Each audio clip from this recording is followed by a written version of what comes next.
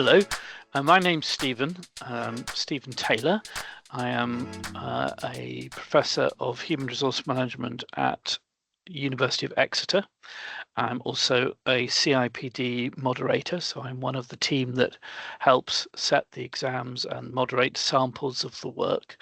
And I have taken responsibility this year for CC001, and I am going to give you a little bit of advice about how to tackle the assignment. We have the next slide, please. So I'm going to start with some general guidance, and then after that we will look at each of the questions specifically, and I'll give you some suggestions as to how you might like to tackle those. Next slide, please. Okay, so general points. The first point to make is that this is a core unit, so it's one that everybody studying towards a level 7 qualification with CIPD will complete. It is an assignment that we set for you. It's not set by the particular centres. On this occasion, this year, we're going to use a case study, and you should have that case study and have access to it. It's all about a healthcare organisation.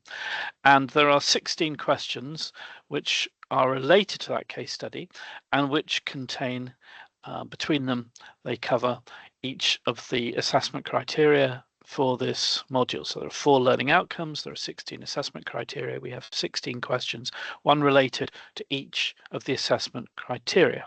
However, you're only yourself going to have to answer 4 of those 16 questions, which will depend on the particular assessment window that you are submitting your assignment in, and your own tutors will let you know which 4 you are going to answer. There will be one from each of the learning outcomes, so there'll be one from the first 4 of the list, second 4, third 4, and fourth 4. The whole purpose, of course, is that you complete all the learning. You are not just learning what's required for these particular questions. You need to do the whole unit, but we're only going to test you specifically on 4 of the assessment criteria. And that's because we really, at level 7, need to see depth of analysis.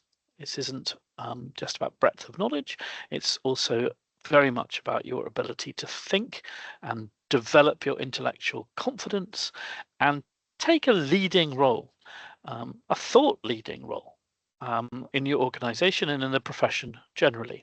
So depth of analysis is what we're looking for. Next slide, please.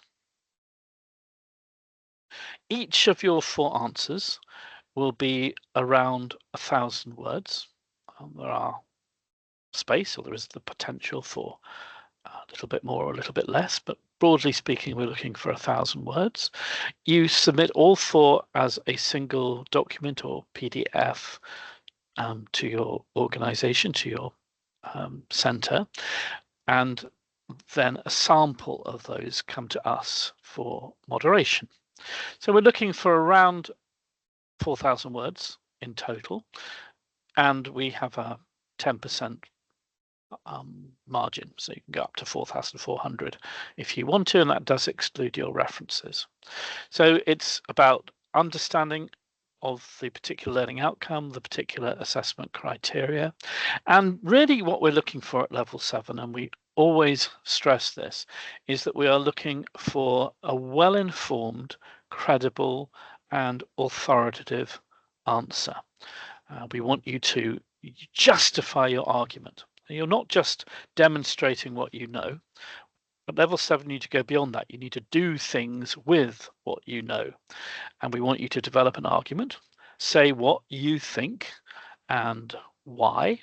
And we want you to justify that argument so that you say exactly the basis, the why. Why do I think what I think?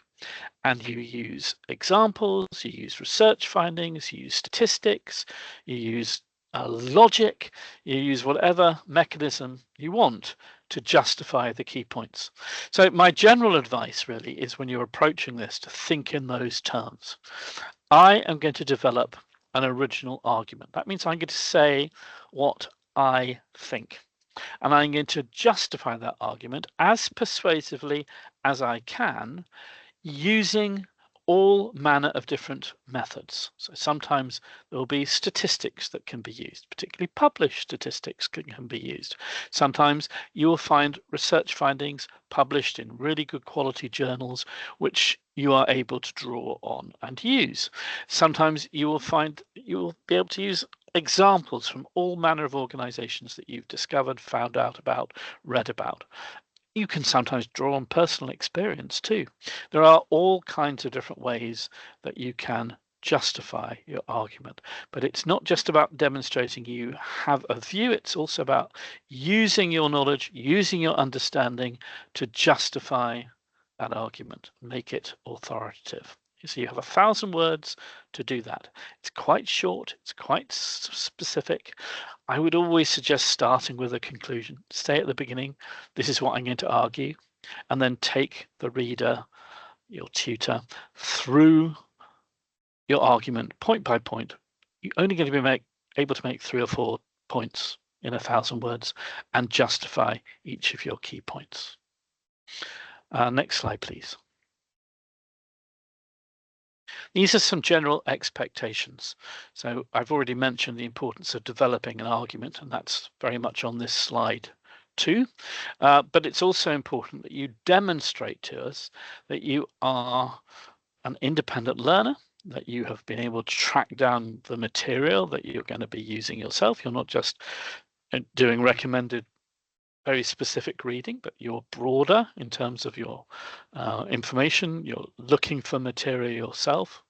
And we really just want a strong sense that you have studied the subject, that you are confident about it, that you are thinking about it in a creative way, and that you are able to deploy your learning in response to a particular case study, problem, situation which we present to you. It's also important that you do write in a professional manner. We're not expecting perfect writing, but it's got to be of a good general professional standard. The content of your argument is more important than the manner in which you present it, but we do need to be able to understand what you're saying, and we do need to be able to see a capacity for presenting original written work in a professional manner. So a broadly professional style presentation, but it's really the content of the argument that matters most.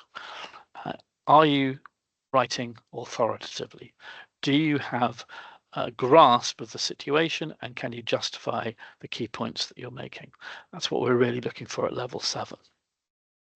Next slide, please. Okay, so the case study organization, it's called Prime Reach Care. You will have access to that case study. It is a classic example, really, of a healthcare organization, quite a substantial, large healthcare organization.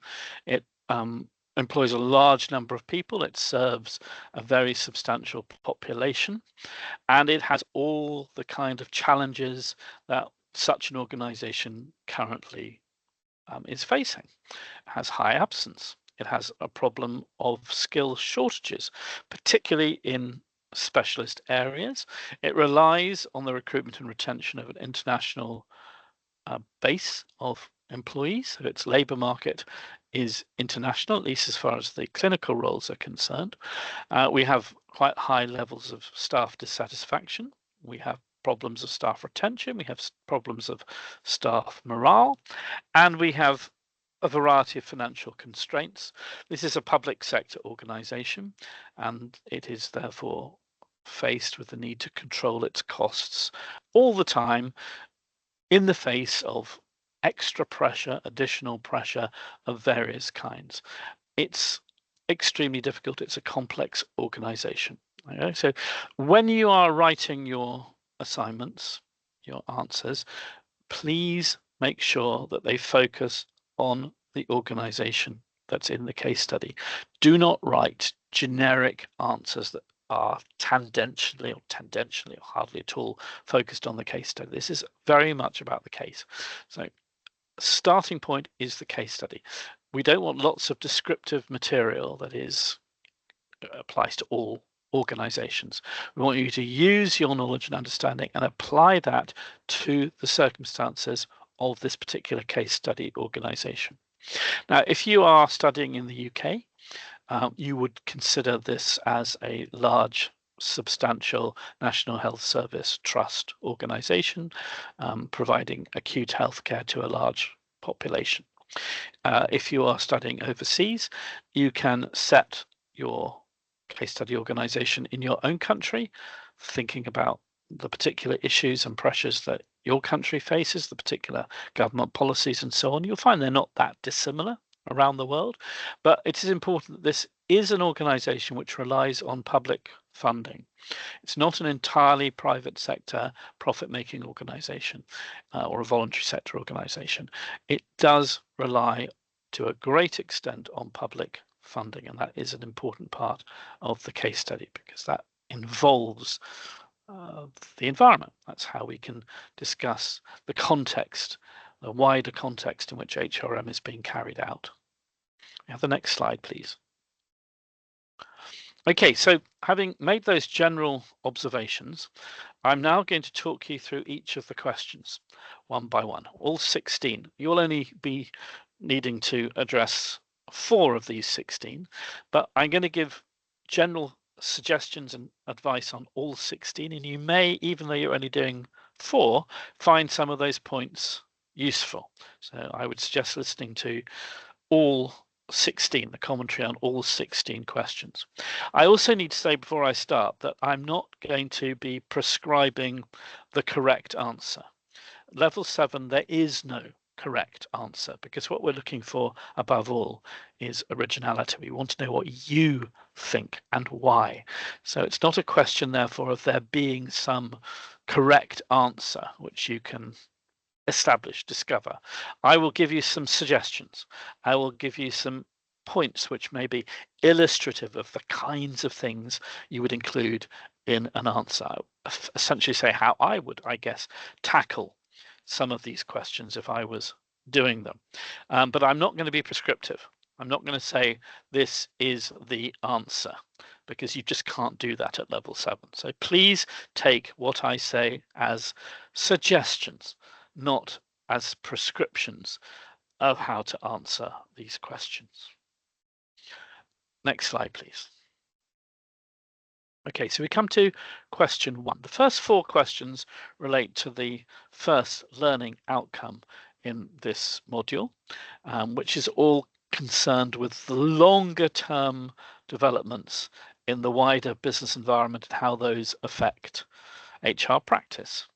And the first question specifically says, assess the impact of globalization at Prime Reach Care. That's the case study organization. Linking this to the potential for it to enhance its processes for sourcing medical staff from overseas into hard to recruit posts. So it's focused on globalization, but it's specifically focused on an international labor market and the need to recruit and retain people from overseas. And it is therefore focused very much on that particular issue. And that is a long-term issue. It's something which affects a lot of organizations, particularly those that are operating in international labor markets and which have or do have posts which are hard to recruit into, effectively where you're reliant on overseas recruitment. So what we're really looking for here is some suggestions as to how that could be improved. That interaction between the global labor market, very competitive global labor market for hard to recruit healthcare roles, specialist healthcare roles, and the general issue of globalization and how that's been developing over time. So key points here, well, you need to take account of things like the condition of the overseas market.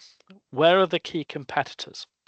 Where does this case study organization stand in relation to its labor market competitors, other employers looking to fish in the same market for the same hard to recruit people? Immigration law is going to be significant there. And that, of course, varies from country to country, and it varies over time. So we want to see some kind of evidence that you understand the significance of that aspect when it comes to recruiting overseas, particularly long term, which is what we're looking at here.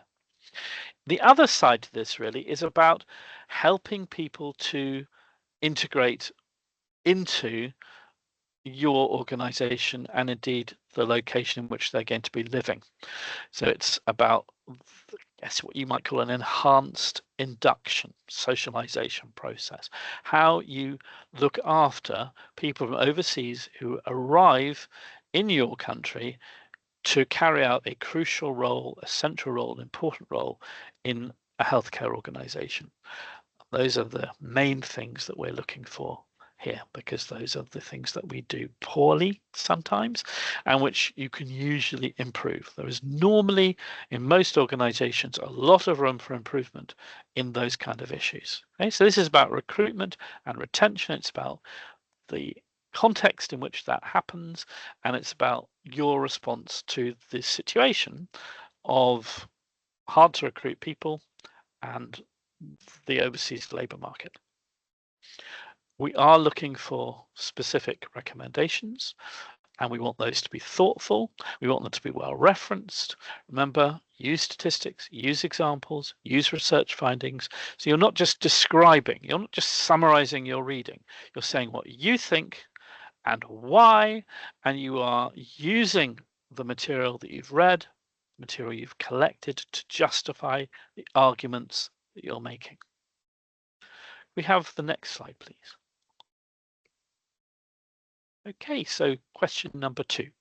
Critically evaluate how far and in what ways future, long-term, remember, future technological developments will be able to reduce staff costs at primary aged care over the next 5 years, whilst maintaining or improving service levels. So we're looking here at longer term technological developments, not the very long term ones, which we can only really speculate about, but those that we can expect to see being integrated into our various systems over the next 5 years. So through till around 2030, 2031, that kind of time scale. Well, we can see quite a lot because it's already in development, it's already coming along, it's going to become more important. So it's those kind of technologies that we want to focus on here. So don't think about very current things that are happening right now, and don't think about the very long-term things that we can speculate about, but the time horizon of 5 years. What sort of examples might we look at when answering this question? Well, in HR, as well as in other administrative functions, we are going to see the use of AI and AI-driven approaches to all manner of things that we do. The potential for AI to save a great deal of time, to make us more productive, is significant. And there is going to be a lot more automation. There is going to be a lot more sophisticated e-based learning. So there's all kinds of things on that kind of administrative side, the management side of a hospital, of a large healthcare organization that we could talk about. We know these things are coming. We know they have huge potential. There are some drawbacks with some of them, which we always need to be aware of and take account of. They are not silver bullets.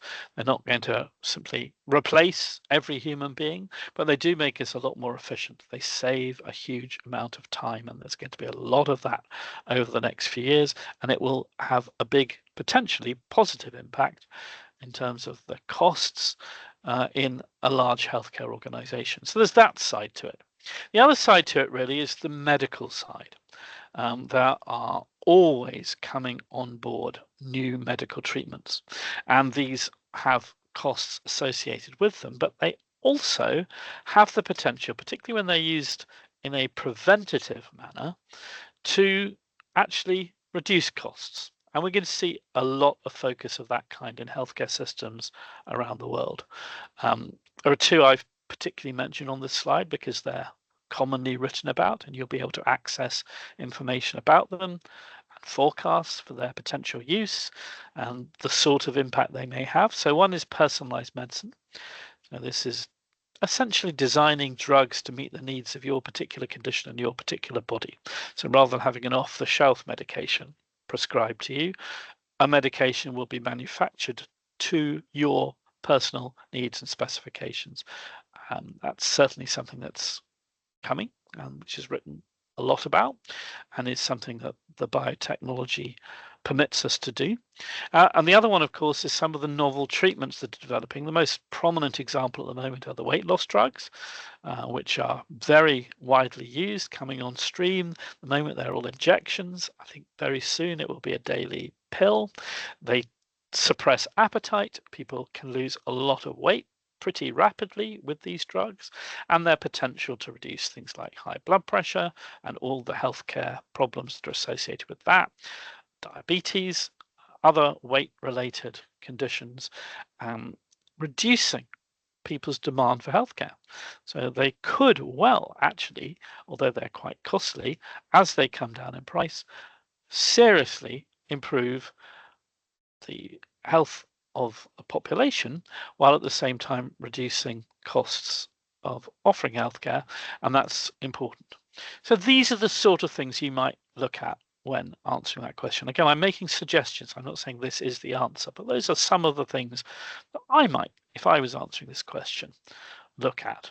But in each case, I would make sure I referenced everything really well, that I wasn't just using newspaper reports when writing about some of these things, but I was looking at serious research, proper examples, and always, definitely always tailoring everything to the particular context of this organization.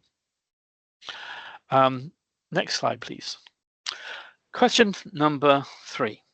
Well, this one is all about population aging, which is something which affects most countries around the world, and is something that particularly often affecting the healthcare sector, because we tend to have an older demographic.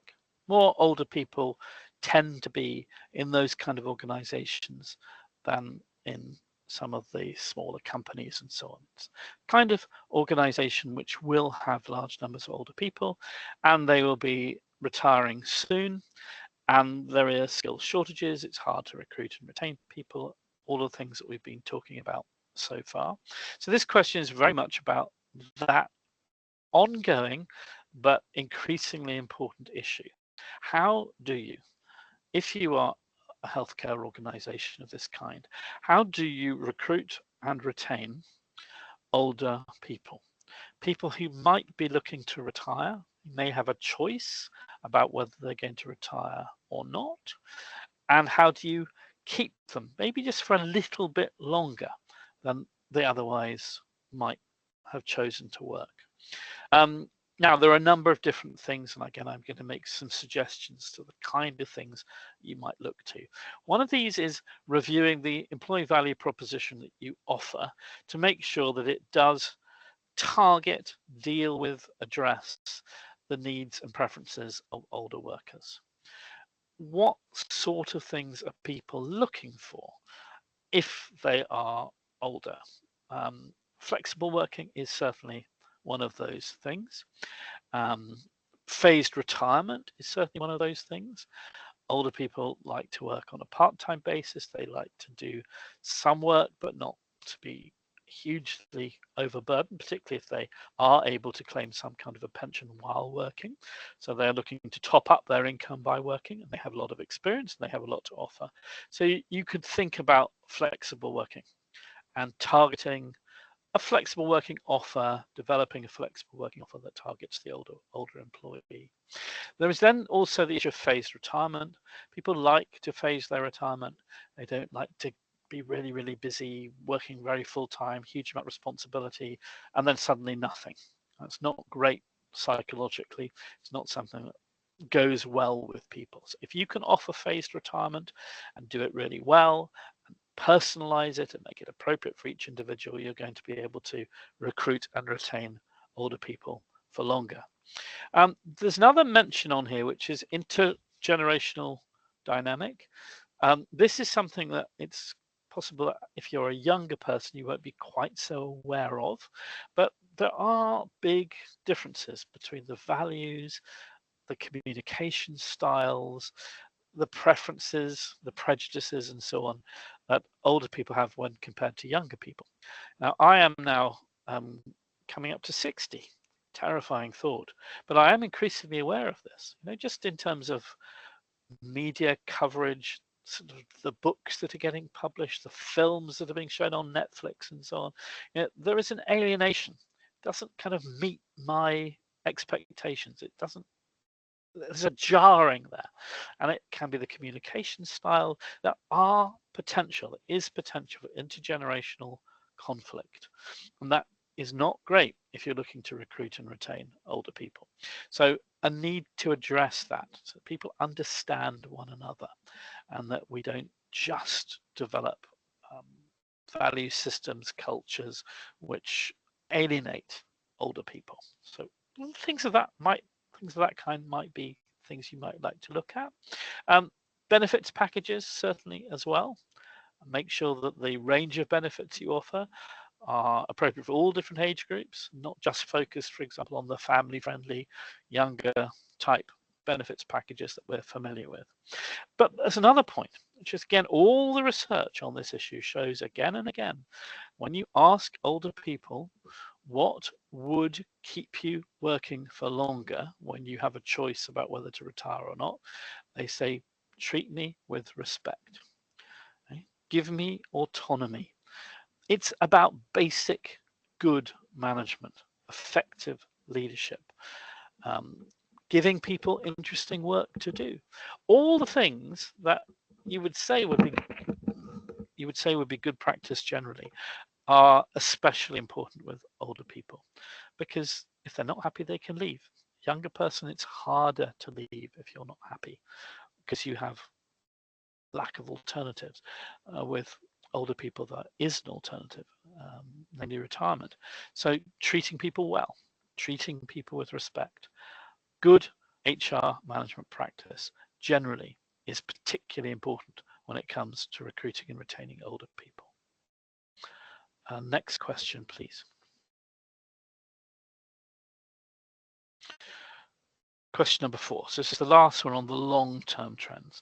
And this one is the labour market question, really, and forecasts for the economy. And this one's looking over a 3-year timescale. So thinking really about the long-term trends in your economy, both in terms of the labour market, but also in terms of the general economic situation.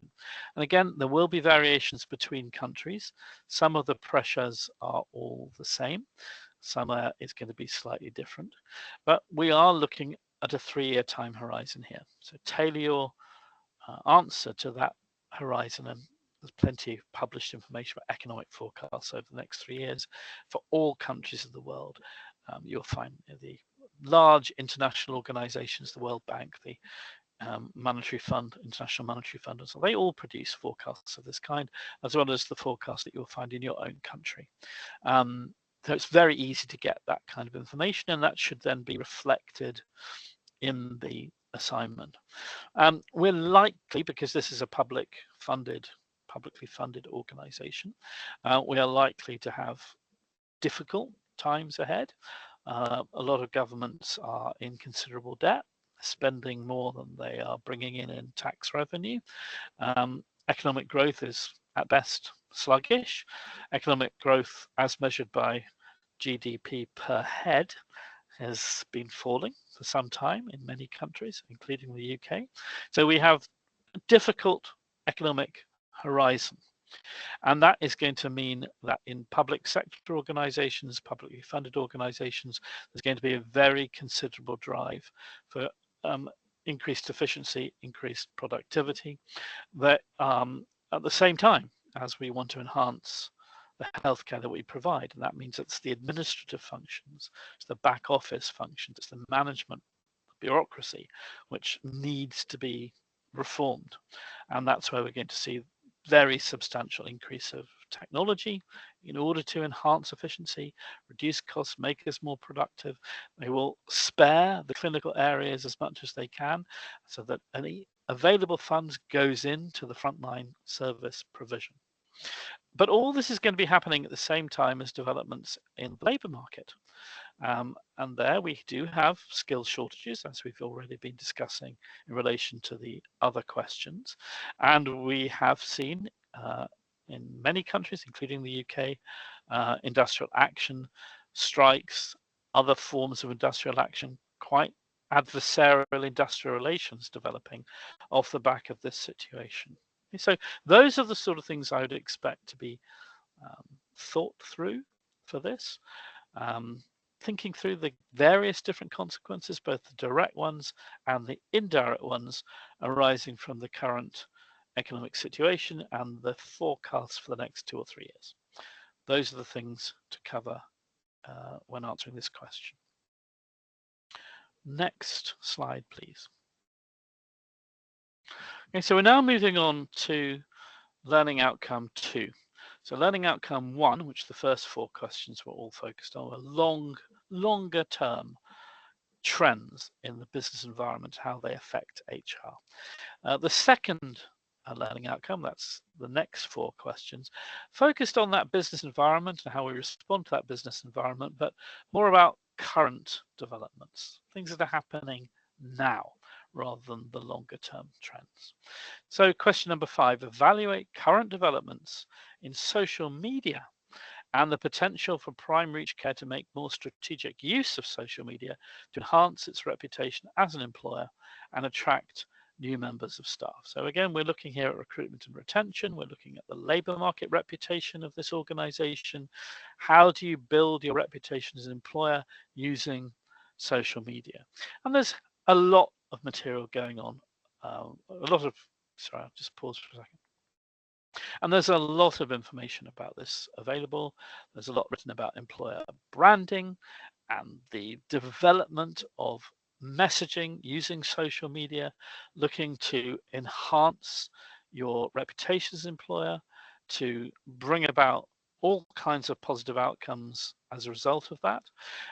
But there's also the potential for social media to enhance employee morale, commitment within the organization, develop a sense of community within the organization, particularly a larger organization in a public sector kind of organization of this kind. There's a lot of potential to do things in this area which we're not so strong at the moment. You can use social media to involve people. You can use social media to listen to people, to encourage them to talk to you and respond accordingly. There are plenty of workplaces, plenty of examples of organizations that are being really innovative in this area at the present time. They are taking social media, they're using intranets, they're using other forms of communication, and they are using it both to project positive image that differentiates them from other employers in the labour market, but also enhances the sense of community, morale, loyalty, pride among existing staff. Social media is essentially a very powerful communication tool. It can't be used in too top-down a fashion, otherwise it won't have the effect. You lose trust if you do that. But if you use it in a collaborative way, it's very, very powerful and very helpful indeed. So lots of written about that, lots of examples, lots of room for original thinking about that whole area. How can we make good use of the evolving social media platforms to enhance our capacity to attract and to retain staff? Next question, please. So question number 6. Assess the likely impact of the government's current economic policies on the people practice agenda within the healthcare sector. Now, again, this is going to vary from country to country. There are different economic policies being pursued around the world. Be very much aware of that from all coverage in the media, newspapers, and so on about what's going on in different countries. Different governments are responding in different ways. to similar pressures. So you need to answer this question from the perspective of your own country's government and its current economic policies to reflect that national context. As far as the UK is concerned, well, there we do have a particular pressing problem of low economic growth, falling economic growth per head. We are borrowing a lot of money. Our government is borrowing a lot of money. Over £250 per person per month. It's not really a very sustainable position. We're building up debt. We need to get on top of this. So we need to promote economic growth, and we need to reduce not the debt. We're not going to reduce the debt, but we can reduce the amount we're adding to the debt all the time, and hopefully perhaps get back into some kind of a surplus situation. It's very, very difficult to do without fast economic growth. But that's the context. And government economic policy is developed from that context. So we are looking at pretty tight spending arrangements at the present time for all public sector organizations, and this is happening all over the world. There are quite a lot of jobs being lost. There are an introduction of new technologies to try and do things more efficiently and more effectively. And that's the context in which we're talking about. So I really want to see understanding, you understand what's going on, why it's going on, what the pressures are, what the government's policy response is to that, why we have that response, what's going on, demonstrate that you fully understand, that you have a grasp of those debates, what's happening in the world of tax, what's happening in the world of government spending, what are they doing, what's the immediate current set of developments happening in that area, and how is that going to affect an organization like this? Well, it's going to create difficulties and challenges for an organization like this, and we need you to demonstrate that you understand that when answering this question. Question number 7, please. The next one, analyze the potential consequences for primary care of major legal and regulatory developments in the employment and labour market.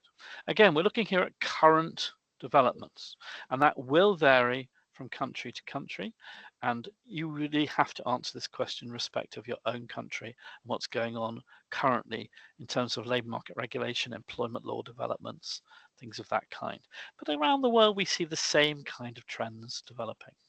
Now, as far as the UK is concerned, if you're answering this question, you're going to be focusing primarily on the Employment Rights Act 2025, which is, as I speak, currently going through Parliament. It will come into effect over the next year or two. I think October 2026 is when most of the changes are going to be implemented in practice. And then think through what in that act will have a significant effect on a healthcare organisation. So in the UK, a big NHS trust. What's it going to happen financially? What's going to happen operationally in this situation? Again, the sort of things I would potentially look at would be the measures in the Employment Rights Act which are very trade union friendly, which make it easier to organise strikes, which take away some of the established mechanisms for example, providing a minimum service during a strike in an essential public service. Very important, quite significant changes that are developing. Again, it's not about describing the law. It's about understanding it and then applying it to the case study organization and the pressures and situations it faces. So take your understanding of the law, take understanding what's about to happen, what's about to change as a result of these kind of legal developments. Think through what that means for the case study organization, and then develop your answer accordingly. Next slide, please. Question number 8. Critically discuss current labour market trends and how skills shortages are most likely to have an adverse impact on recruitment and retention at primary care over the next 2 to 3 years. Okay, so we are here again looking at this whole question of skill shortages, how we deal with those. We have low unemployment presently. It is not easy to find people, particularly in the more specialist roles. The scope for pay rises and so on is limited. We have the aging population that I talked about in respect of a previous slide. We have increasing demand for healthcare because we are an aging population. These are the pressures. This is the context in which this organization is going to be obliged to operate in the immediate future.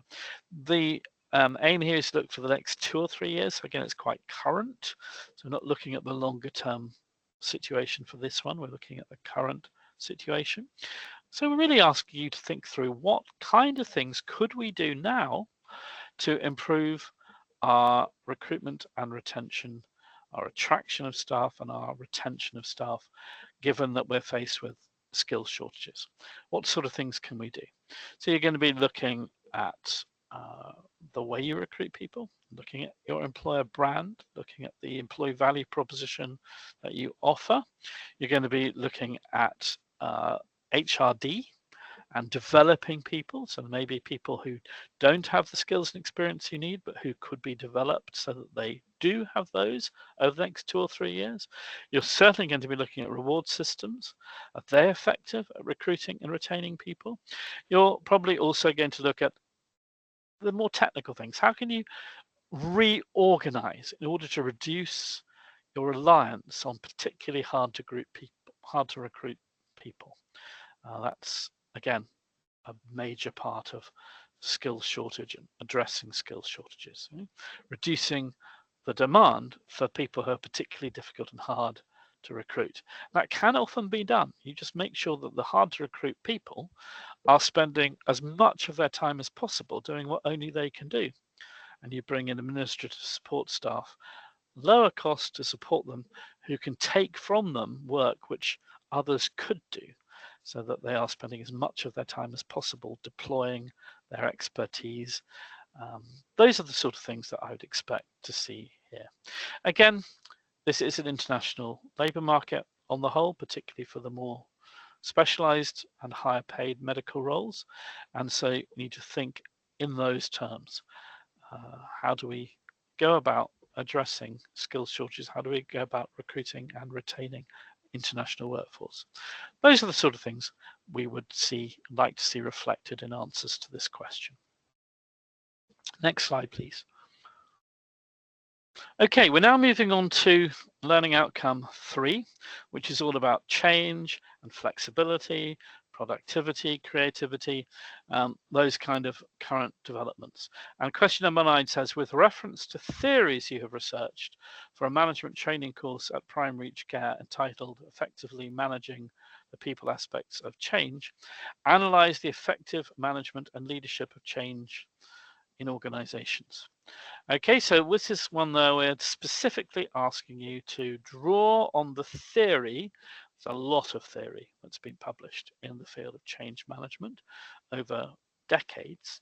Draw on some of those key theories and think through how they could be applied, sort of lessons we could learn from them in a practical sense that could be applied to this case study organizations, particularly an organization which is going to see redundancies, is going to see reduced headcount. That's difficult change management to manage. It's hard, but that doesn't mean we can't do it effectively and professionally. So what sort of things do we do? Please, when answering this, don't just describe a change management theory. Now, that's not what we're looking for you to do. We're looking for you to take some of those theories, some of the insights, some of the lessons that we can learn from those theories, some of the ideas we can take from those theories, and then apply them practically. So it's about applying the theory, not just describing the theory. So the sort of things I'd expect good answers to this question to contain would be some discussion of the importance of communication, but not hidden communication, very transparent, open communication. We want consultation, but we don't want pseudo consultation. You actually do involve people in the process. These are the principles of effective change management. Bring people with you. Give people the information so they understand why some quite difficult decisions in the field are having to be made, and then involve them in helping determine the solutions. Remember that management mantra. People support what they help to create. So true, so true. Involve people in the process of change management so that it's not something that they perceive as being done to them, but which they are part of. It's hard to do, but that all the research suggests works.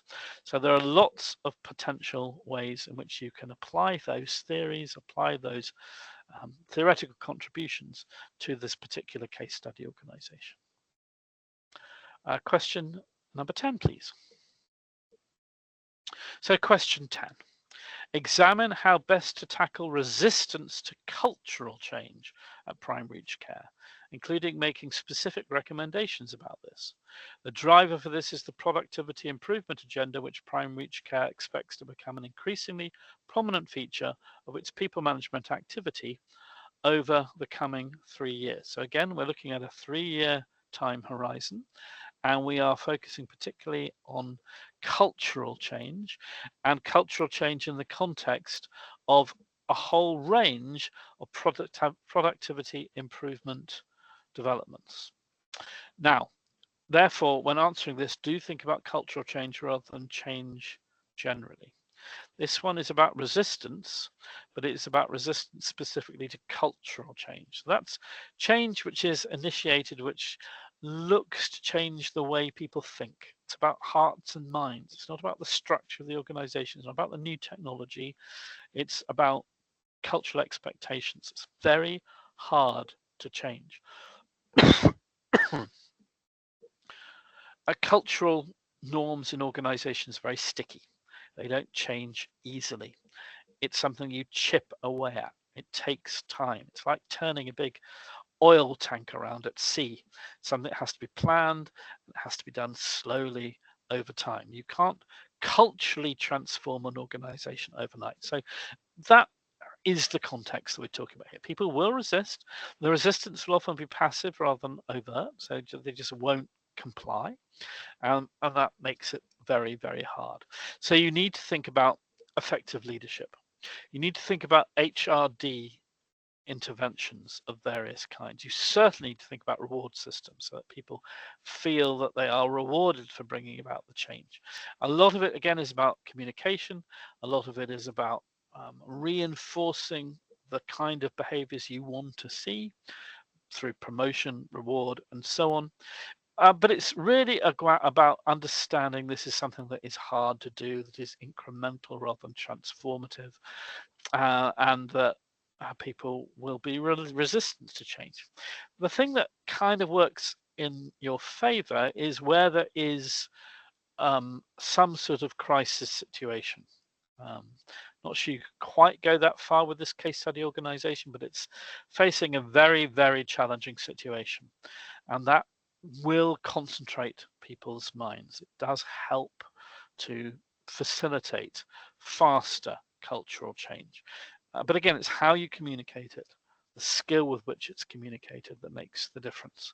So those are the sort of points I would expect, again, a good answer to question 10 to grapple with, discuss. So it's about, again, practical application of some of the general thinking and the practical application to the case study organization and its particular challenges specifically. Next slide, please. Okay, question number 11. Evaluate the future advantages and disadvantages of home and hybrid working for primary aged care to inform management decision making in this area. Well, this is one which I suspect a lot of people are very interested in at the moment. Home working is a big issue. Often it's not possible to work from home all the time. So these hybrid models are evolving, whereby people are based at home some of the time, based in an office environment, based in a workplace some of the time. It's not at all possible for all jobs to be done in that way. And that includes, by their very nature, a lot of clinical roles in healthcare organizations. There are options, particularly on the administrative side. There is certainly potential for hybrid working and more hybrid working, but it's not that straightforward. There are benefits, there are huge benefits, both from the employer point of view, for example, in saving costs of office accommodation, but also in terms of retaining people and giving people a better work-life balance and so on, which are both of benefit to the organization and to the employees. But there are disadvantages too. It doesn't always work for everyone. Not everybody has a home environment that is suitable for working in. Some people live alone. They may live in a quite isolated situation, and the social life associated with work is something that they like and which they miss. There's also then the whole question of how do you maintain team cohesion? How do you encourage the sharing of knowledge between team members? So important in organizations if they are working remotely. These are really, really big challenges. Okay, so we want you to develop both positive and negative perspectives on the whole field of home and hybrid working in the context of a healthcare organization. Again, there's plenty of research to draw on. There are numerous examples that have been published in all kinds of situations. It is not at all difficult to find information here. So draw on the theory, draw on your understanding, your experience potentially of this field, but also include those real world examples, also include the research findings, look at the statistics. Again, develop an argument and then back it up with persuasive and authoritative information so that it's about what you think and why. Next question, please. Question number 12. Assess the contribution of people management in improving organizational productivity across prime reach care's operations. Okay, productivity, massive part of the agenda in healthcare organizations currently. This is going to be something that is very, very prominent over the coming years. And with all productivity, there is essentially a distinction in terms of productivity enhancement.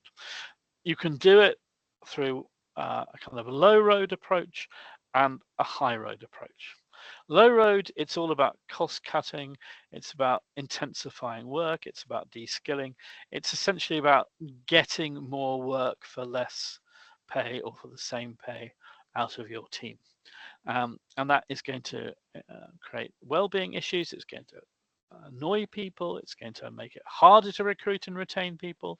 It's not the sort of approach that a really professionally managed organization should be doing, and certainly not one in the healthcare sector where there are skill shortages and it is not a way forward in terms of productivity.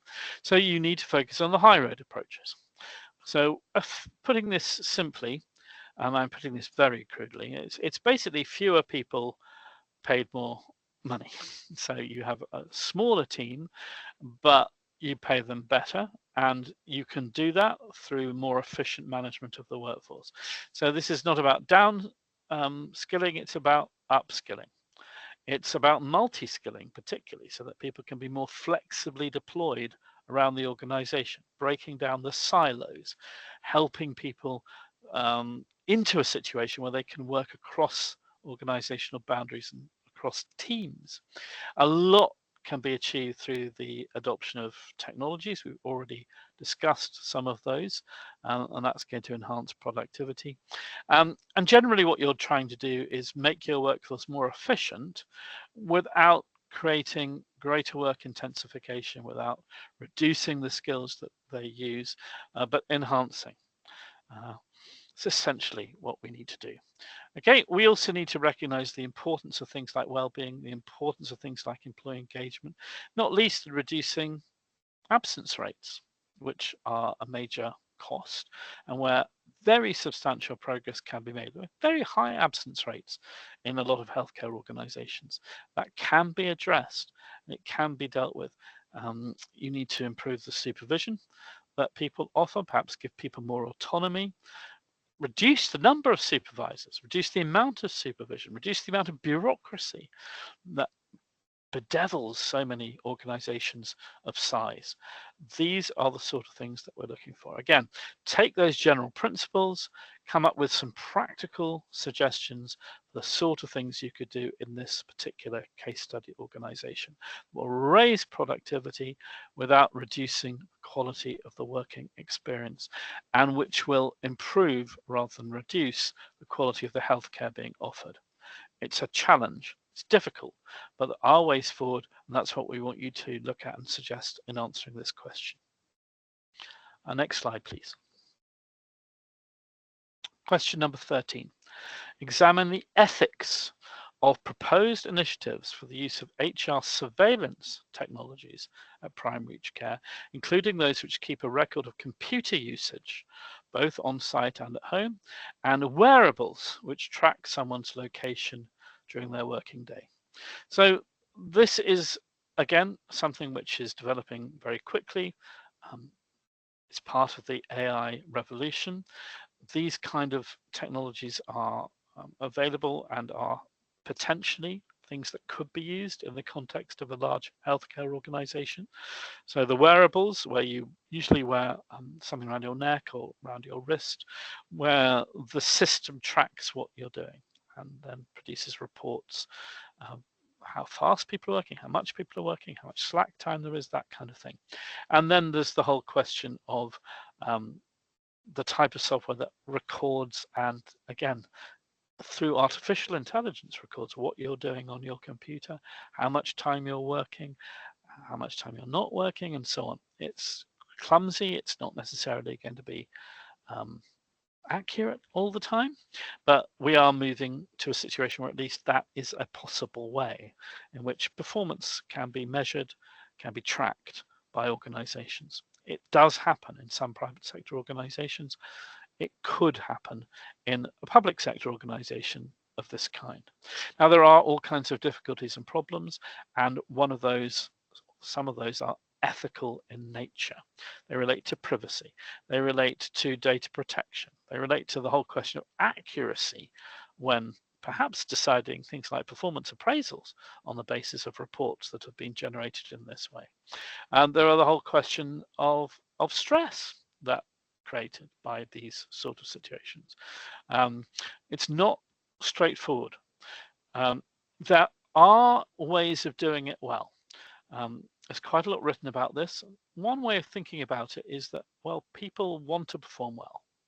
And that if you share the data, and it's not something that people feel is kind of being sneakily recorded, but it's done in an open way, it's done with employees involved in the process, it can help you as an employee understand your own performance. You can get your own kind of real-time reports on your own performance, and then you can look to improve.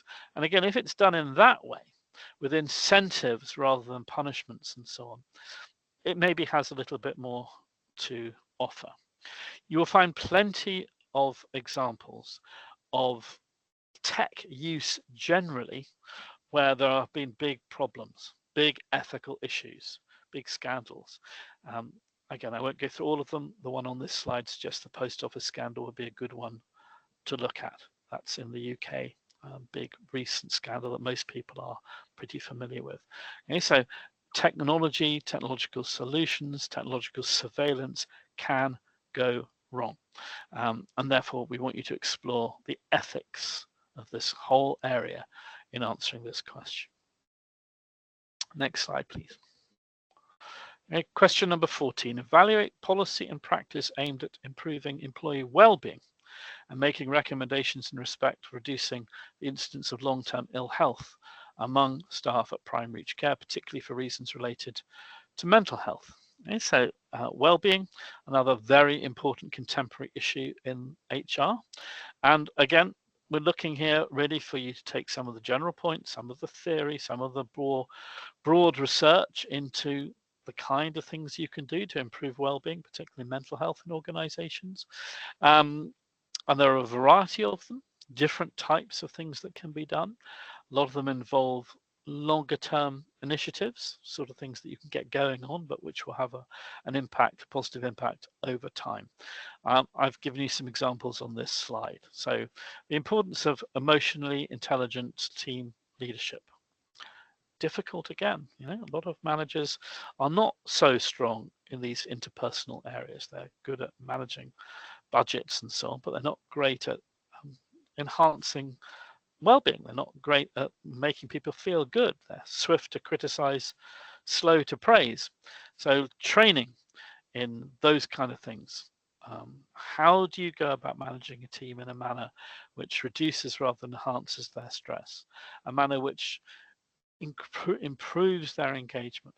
This is all about emotional intelligence, all about being a very effective interpersonal team leader. Then there's the whole policy side of things on the non-pay side. Again, involving people in decision making. Generally thinking about the work environment. How can it be made healthier?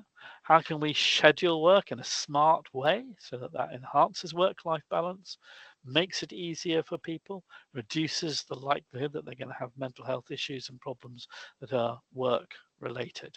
Again, it's a question of taking the literature, taking statistics. There's some very interesting statistics on long-term ill health,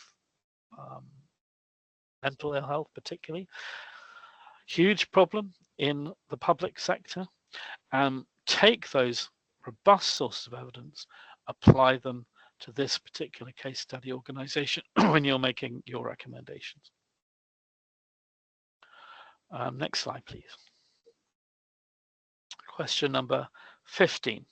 Critically evaluate theories around sustainability and how people, professionals at Prime Reach Care could apply these to introduce sustainable management practices. Now, there is a lot of theory on this.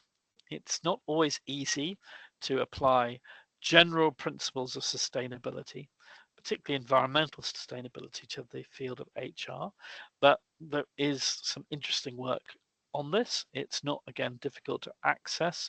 There are plenty of really interesting research papers all about this question. It partly hinges on how we determine or how we define the term sustainability. So that can be focused very much on the environmental side, the green issues, or it can be a broader one about kind of social, economic, and environment generally, and sustainable work in that sense.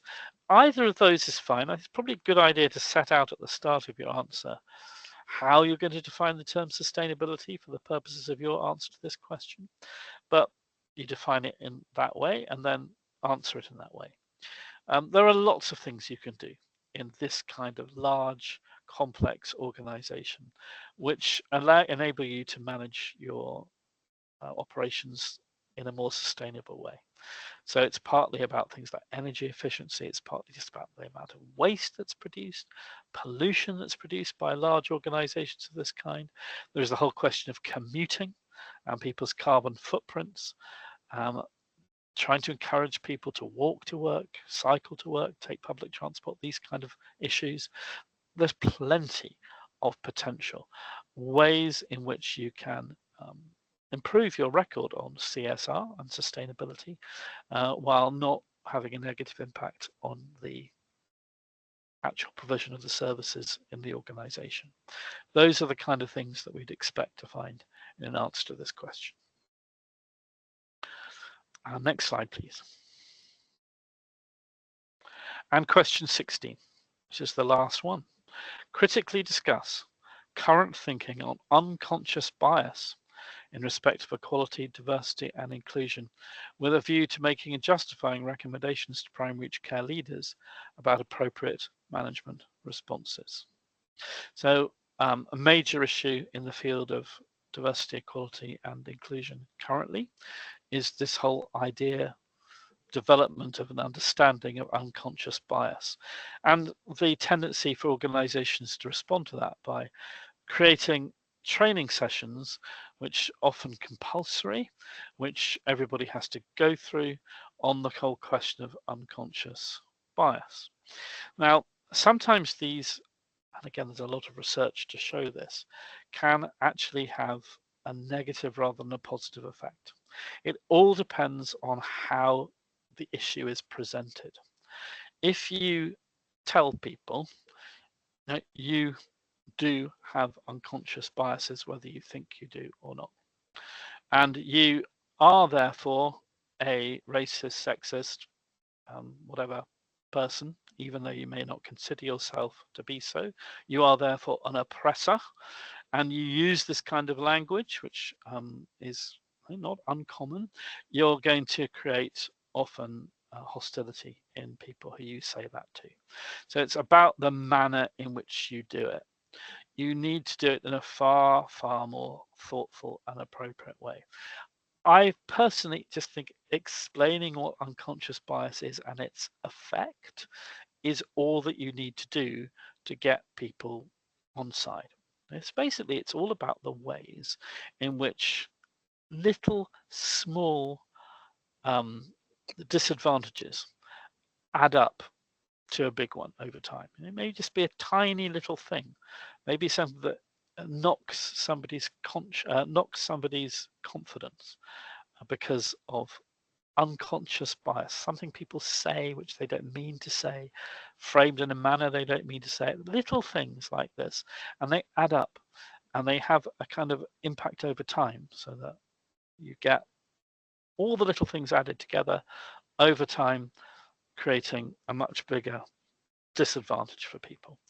That's what it's all about. It's really about small ways in which disadvantages manifested itself. And if you present it in that kind of way, people are much more open to it. You can put the case for taking it seriously in an unhostile manner. That seems to be what we need to do. So resistance is a big issue here, and it's really about the manner in which you do it. But there are all kinds of other things that you can do as well. Suggested on the slide, things like anonymous applications, mentoring people, thinking about decision-making processes and how they operate, all kinds of ways in which unconscious bias affects things in organizations. Again, it's often unintentional, it's often in very small ways, it's often things we're not really aware of, but they are important when added together, put together. They create significant and unreasonable disadvantage for groups of people. And that's really what this question is all about. So look at the literature on unconscious bias, and again, think about it thoughtfully and apply it to the circumstance of this organization. Next slide, please. So I've come to the end of my presentation for this year. I hope that you found that useful. Please do talk to your tutors for further advice about the particular questions that you are looking at. And again, remember that key message, really. What we want you to do is not describe, we want you to analyze. We want you to take your knowledge and understanding and apply it. And a case study is an obvious way in which you do that. So avoid descriptive passages, take your knowledge, take your understanding, and develop recommendations, develop arguments of your own, and justify them. The effectiveness of your justification will determine your mark. The better justified, the more authoritative, the more persuasive your argument, the better you're going to do.